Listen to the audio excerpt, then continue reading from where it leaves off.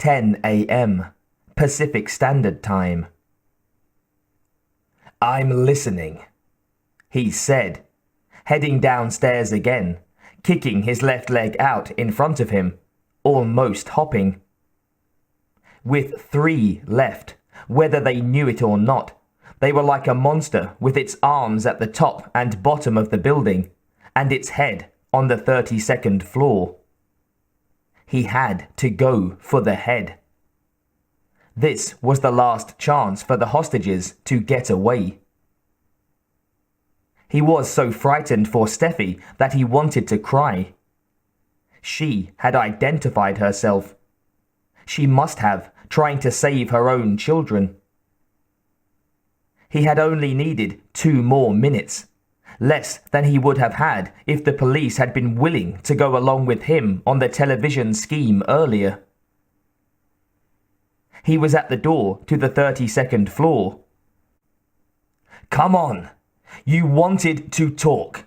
Well, let's hear what you have to say." "Don't bully me, Mr. Leland. I have every intention of talking with you." The transmission was very clear, and it made Leland cautious. "Ah, silent now. I know you're nearby. Does it surprise you that I know that?" Leland moved back from the door. "Please, Mr. Leland, you're not going to admit that you're afraid of us at this time. I know you've been through an ordeal, but surely you don't believe that you've proved your point. Hannah was more right about you than she realized. You're more than a trained dog. You live in a world of appearances and illusions designed to give your life the semblance of meaning. What do you think you've accomplished with all of this?" Leland stayed silent. He had his hand on the knob of the door. "You're determined to make a fool of yourself," little Tony said. "You don't know what you've done, do you? You've been guarding millions of dollars stolen from the destitute people of Chile, protecting the property of the biggest thieves the world has ever known, and trying to keep secret the most disgusting marriage of power and greed. Your daughter knows all about it. You are going to be hard-pressed to prove that you did not know it yourself." Leland had the door open. The corridor was empty. To his left was Steffi's office. Around to his right, the big room in which he had seen the gang herd the hostages. He had to try something. "You haven't said anything real so far." "A little more patience." A strange thing to say, but at least Leland knew that Tony was not within the range of ordinary hearing, which meant, too, that he could be as close as the elevator banks. Now, from upstairs, a sharp, loud rapport. The building shook slightly, and from around on the right he heard people gasp and begin to cry. The gang had not given up. With only 3 left, they had finally managed to blow the safe. But at the same time, they had confirmed their deployment. Leland grinned and moved around to the right. The crowd of people looked not nearly as fresh as last night. The men were in their shirt sleeves, and the women had gotten out of their uncomfortable shoes. They were sitting or lying on the floor, most of them facing the far door. One of the women looked up at him and put her hand to her mouth. He pointed to his badge and then put his finger to his lips. "Tap your friend on the shoulder," he mouthed. going through the motions. She did, and he beckoned them to stand. The message spread quickly through the room, but not before one woman screamed, "Get down! Get down!" Leland pushed his way through the people, falling to his left and right. He heard something on the radio. A shadow moved on the wall outside, and Leland fired at it. The Kalashnikov had no more than 6 rounds left. Tony's shadow withdrew. It had to be Tony with Stephanie. If he drove Tony back for a moment, the rest of the hostages could get to the stairs the other way. "Go back!" he yelled. "Go back and go down the stairs. Go slowly. There's no one after you." Tony poked the muzzle of his machine pistol around the corner and fired a burst, hitting a woman in the stomach. Leland returned fire, then moved forward. People were running now, screaming, "Grandpa! Get your brother out of here, Judy!" He couldn't turn around to look at her. "What about Mommy? He said he was going to kill us all. That's when she stood up." Tony had threatened everyone because of Leland. "You go ahead. I'll take care of your mother." "We thought you were one of them at first." He turned around. Now that her face was changing, Judy was beginning to resemble her dead grandmother. "Go on! Go on!" Tony stuck the muzzle around again. Leland fired. Tony's burst tore into the ceiling panels. Leland pressed the talk button. "The hostages are free and coming down the stairs. Now you can take the bottom of the building. Do you copy?" "We copy. How many are left?" "No more than 1 downstairs. See you later." Outside, people began cheering.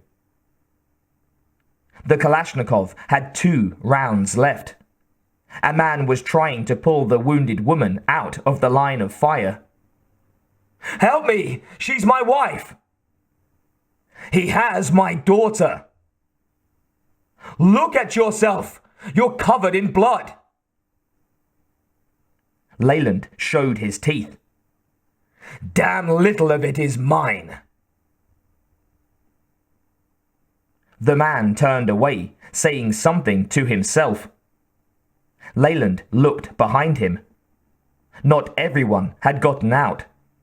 There was a man's body in the corner, and near the exit, a second woman was on the floor, holding her leg and writhing. The cheers outside were louder, almost loud enough to obscure the sound of the elevator. Leland spoke into the radio again. "We have wounded on the 32nd floor." "How many?" "3, maybe more, maybe 1 dead." "What's happening in there now? What was that explosion?" "Tony can tell you as well as I can. Talk to him yourself." "No, Mr. Leland. It is you to whom I will talk." You could hear the crackle of the elevator motor in his transmission. "What have you done here tonight but perpetrate the most bloody, unspeakable crimes? You killed Rivers first. I saw you shoot him in cold blood. History will be the judge of that," Tony said. Leland was moving as he listened, crossing the building to Steffi's office. Mr. Leland, how many people have you killed tonight? For a little while longer, Tony, that will stay classified. You are not ashamed of yourself, are you? Nah. Steffi's office had been ransacked. It took him a while to recognize his jacket, but not because of the mess surrounding it. His pants were no longer the same color.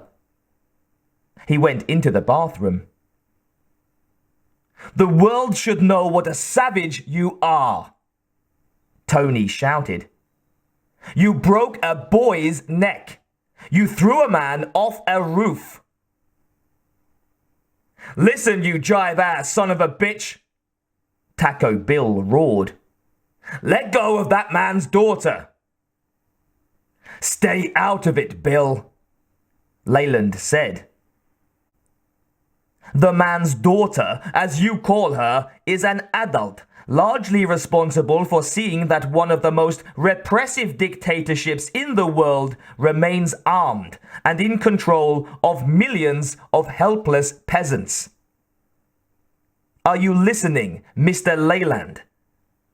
What are you doing, Mr. Leland? Taking a couple of aspirins. I have a wicked headache. He had already done that. He had decided not to try to wash his face again, for he was liable to get something in his eyes. He was coated with grease, soot, and brown dried blood, from the top of his head to the blackened, encrusted towels on his feet. He could scrape grease and dried blood out of his hair like cream cheese from a slice of bread. He opened the medicine cabinet again, trying to think ahead. Something was nagging him. Something added. He took off the harness. Mr. Leland, for whom do you work? I'm self-employed. He was hefting the Browning. The dirtier he was, the better. He had 11 shots. Look, Tony, you've turned this around on me. Let's do a deal, you and I, a straight trade. You need a hostage. Take me instead of my daughter. Of course, you read my mind. Leland practiced the move for the first time. Terrific. It was going to work. Now, how do you want to do this? He heard gunfire below. That was right. 1 below. Number 2 was Tony. 3 was defending the roof. 3 left, including a woman. It took Leland a moment to remember how he knew that. The voice on the radio reading the words and numbers. He practiced the move again. Adhesive tape wasn't going to bother him. You know where I am, Tony said. I want you to take the elevator here unarmed. When you present yourself, your daughter can enter the elevator, free to do as she wishes. Sounds swell. Don't go for it, Joe. Bill, this is what I've been working for all night. Joe, we're entering the bottom of the building, Al Powell said. We want you to use your head. You tell me when you're inside. In the meantime, I've got to play ball with this guy. What choice do I have? Joe, Bill said. According to the TV, the cops aren't in the building yet. In fact, somebody's really pouring it on. Let me tell him, Al Powell said.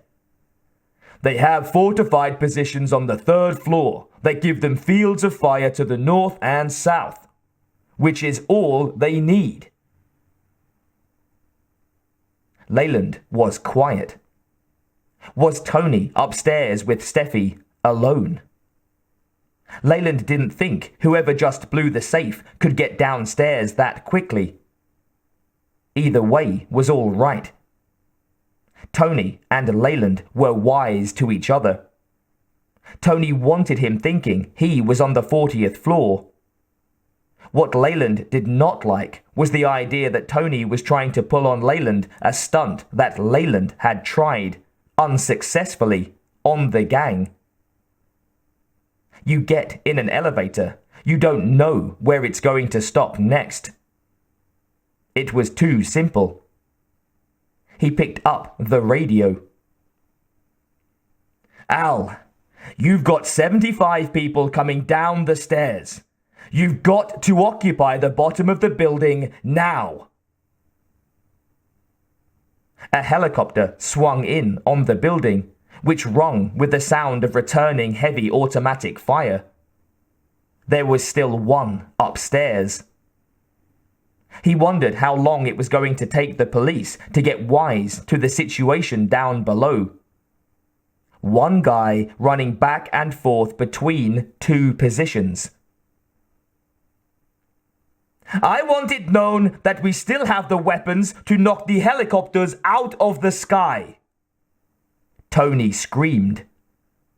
The people on the staircases will be permitted to descend to street level. We want no further bloodshed. Mr. Leland, are you ready? Leland was already climbing the stairs. What do you want me to do? One down, one up. And Tony. He couldn't have been able to fire at the helicopter and maintain a hold on Steffi at the same time. Get in the elevator. I'm starting from my daughter's office and my feet are cut. I understand. It's a bad deal, Joe, Taco Bill said. I want him to talk. Let him have his say.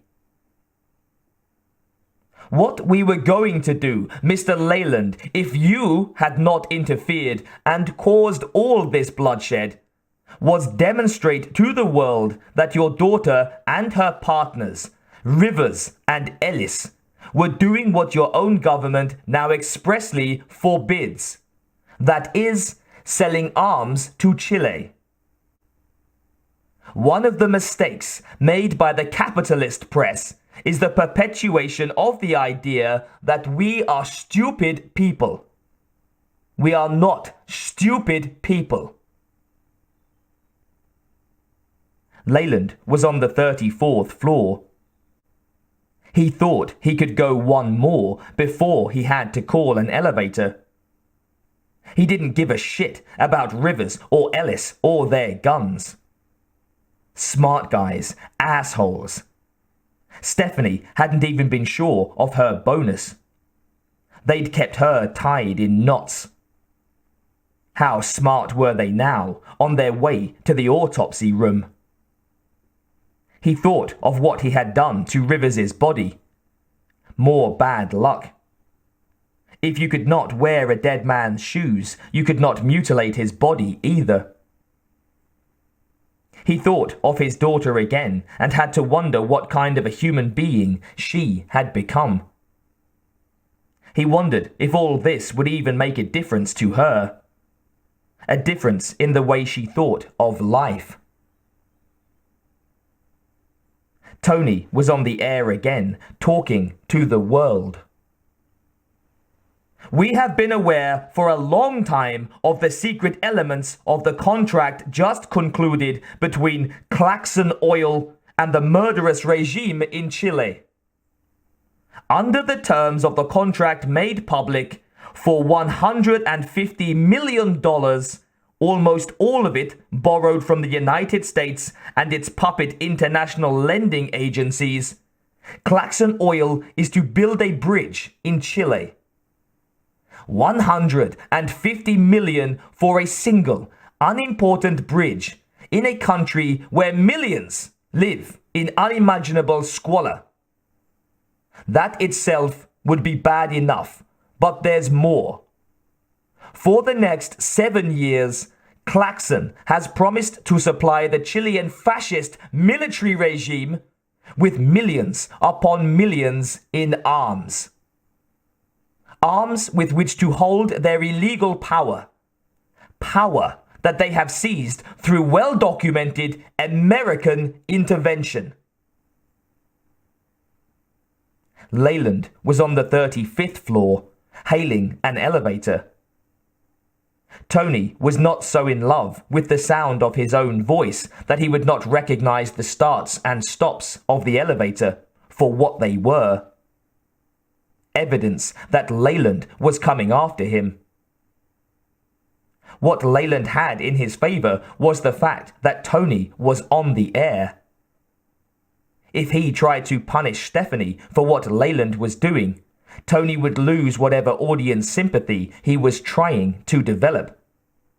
He knew it. Leland had no doubt that everything Tony was saying was true. Tony's tragedy was that he didn't see that he was as much a factor, a result of the problem, as the woman he was threatening with a gun. The elevator arrived.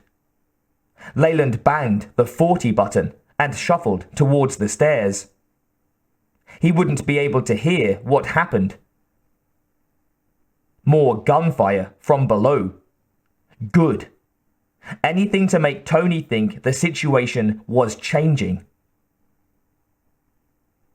Leland was at the stairs when the elevator stopped again, and the shooting began almost at once.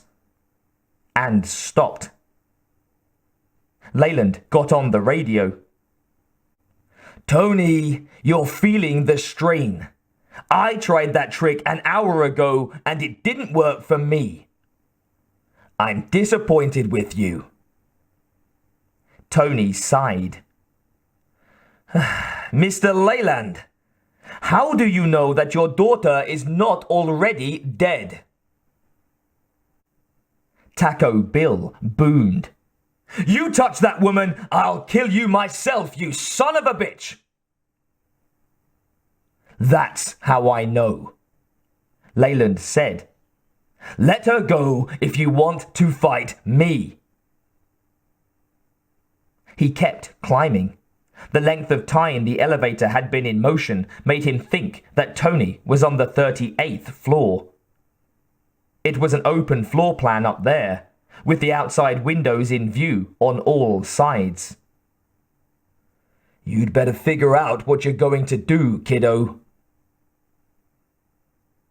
"Mr. Leland, your problem is that you don't know what battle you're fighting, or even what century you're in.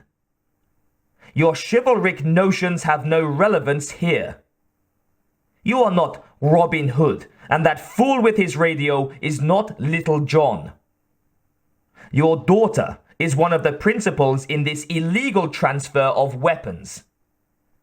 You seem to know something of the real strength and status of multinational corporations.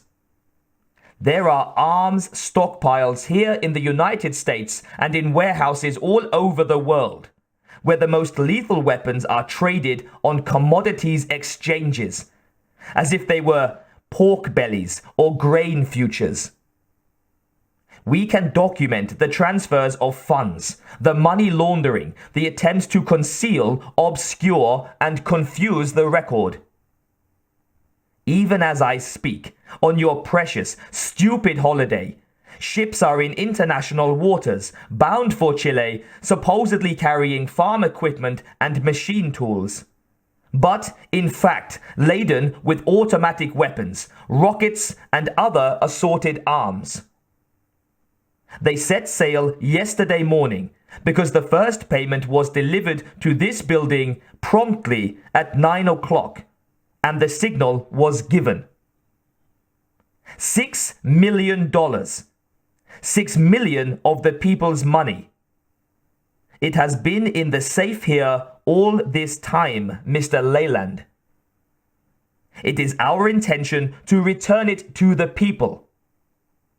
This 6 million is evidence of Claxon's disregard for life and human rights in its pursuit of wealth and power.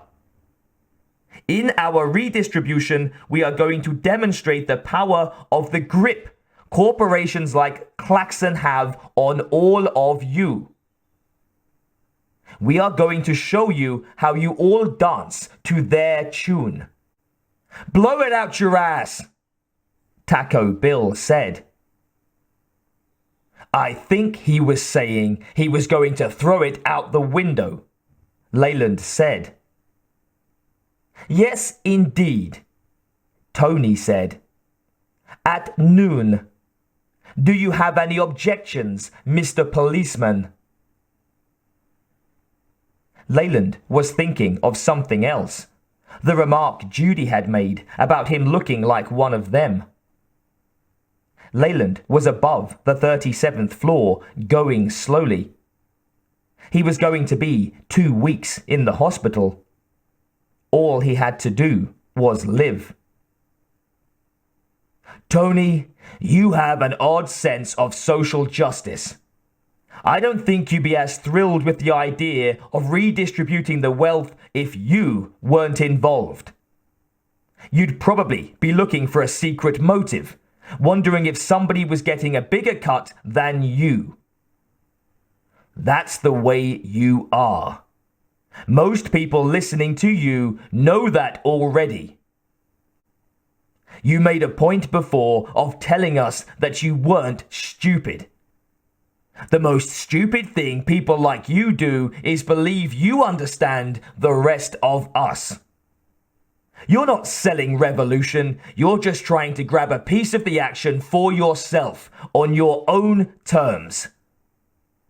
No sale. Leland was still thinking of Judy's remark. Tony rarely had been off the 32nd floor. In the glimpse of him that Leland had had moments ago, he had looked reasonably clean, even groomed. Leland looked like one of them. None that he had killed, not Tony and not the girl who was still alive. Carl. Carl was the one downstairs. Maybe he had lived through the elevator explosion. He was some tough son of a bitch. Leland opened the stairwell door slowly. He was on the east side, still believing in Billy Gibbs's advice. He wanted to tell Tony that he hadn't known about Claxon's and his daughter's involvement in the clandestine arms trade.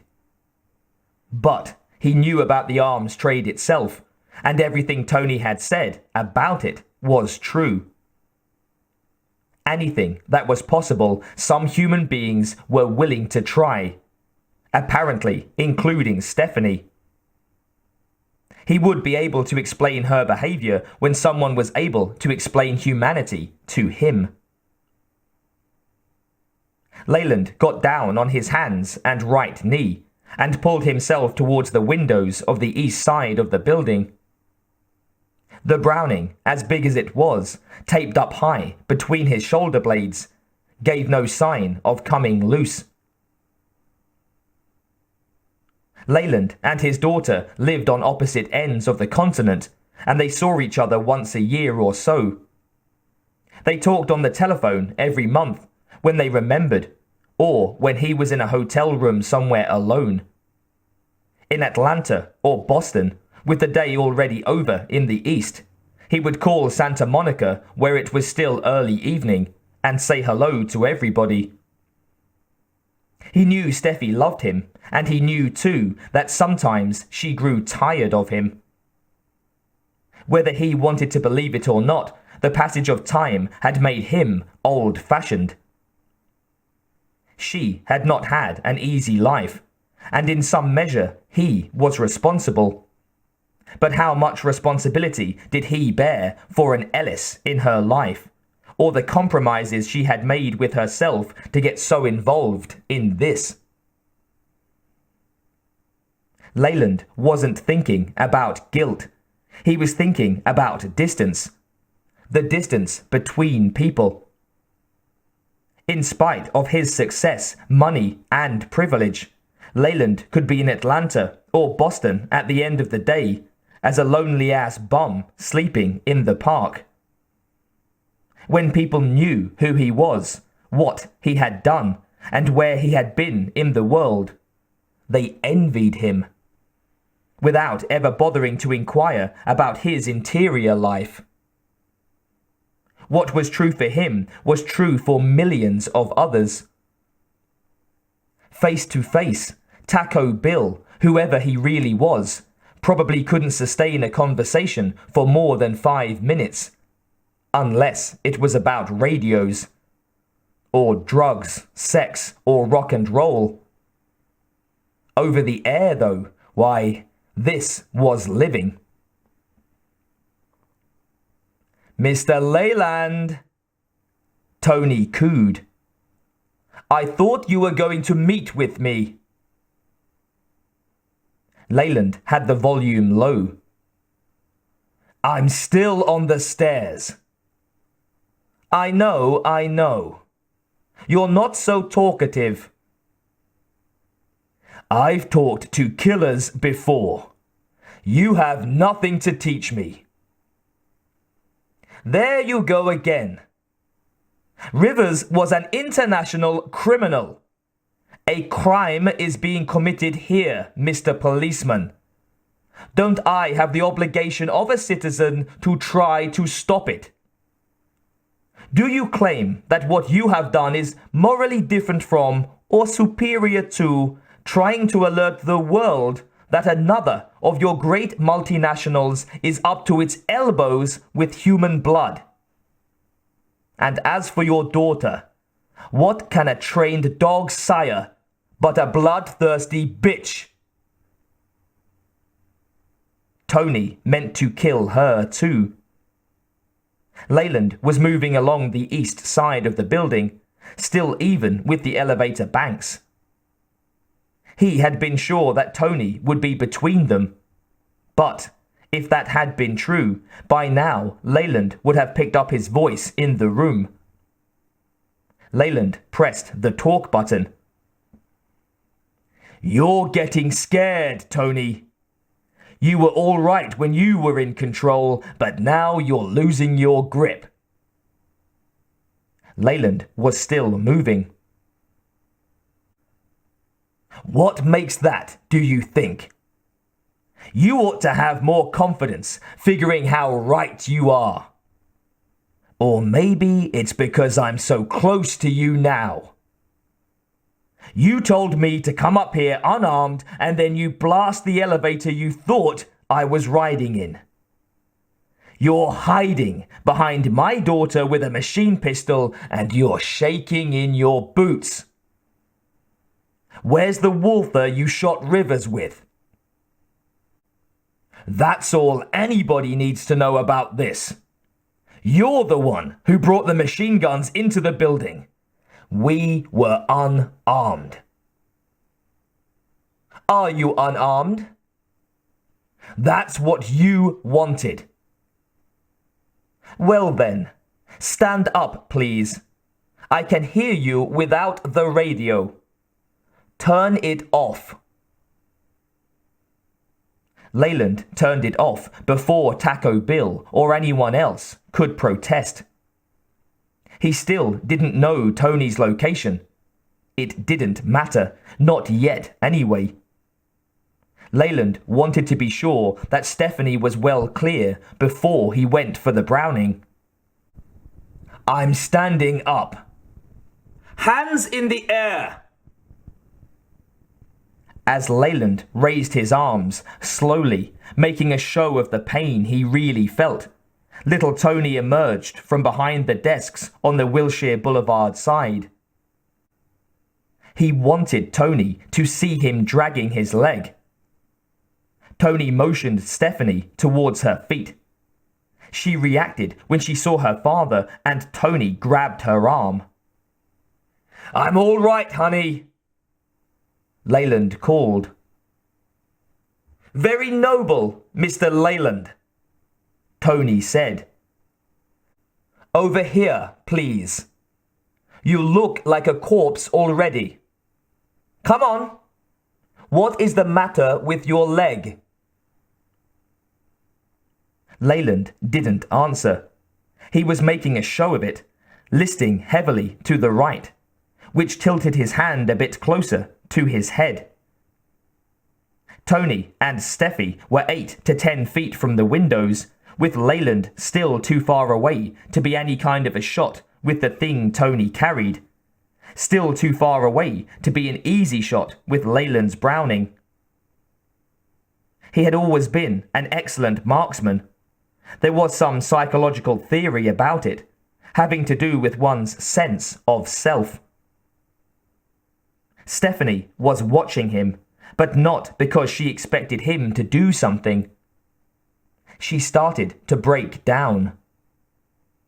The last time she had seen him, he had looked human. "I'm sorry I did this to you, Daddy." "The Avenger," little Tony snorted. "Implacable. Your father is a man of infinite illusions. He has a pistol in his collar. The policeman tried to make me believe he was unarmed, and now he thinks he is going to be able to save you. He's such a fool. Why should he want to?" "Out of the way, Steffi! It will give me pleasure to kill both of you," Tony said. Steffi did not pull away. She threw herself against Tony. It gave Leland the chance to hop forward a few feet more. He wanted her to get clear. This was his job. "Out of the way!" He still had the sun behind him. The pistol came out of position just as he'd planned, tape swirling around it. Tony had his eyes on him as he struggled against Steffi. Leland was close enough. He turned and offered his profile, shooting the way he had been taught decades ago. The old-fashioned way, bringing his arm down smoothly, aligned, a piece of machinery. The first shot was the one most pure, unaffected by recoil. And Leland wanted to hit Tony amidships, where the impact would do the most good. "Kill him, Daddy! Kill him!" She swung at Tony, hitting him in the face. He was turning the machine pistol towards her when Leland fired, hitting him in the right nipple. He looked at Leland incredulously as Leland's second shot hit him in the shoulder, wrenching him back. Stephanie swung at him again. "Get clear, baby! I've got him and he knows it!" Tony shot her once in the lower abdomen, not letting go of her wrist. She turned to Leland as Tony tried to aim the machine pistol at him. "Shoot him! He told me he was going to do this!" She pushed against Tony again. Leland shot a third time and missed. 8 left. Tony backed up, holding Stephanie. Leland reset himself and started shooting again. The first hit Tony in the stomach, 3 inches above the navel. Leland squeezed another, driving Tony back against the glass. The third shot was between the other two and went clean through him, turning the window white. Tony was still clinging to Stephanie, falling backward. Leland fired 3 more times, not missing, almost cutting him in half. Tony fell against the window, pushing it out with his back, holding on to Stephanie by her wrist, then hooking her wristwatch with a finger, falling out, pulling her out with him. He was already dead. Leland heard Stephanie scream all the way down. Outside, people shouted and cheered. Leland screamed too, holding Stephanie's cry long after it would have disappeared from the earth forever.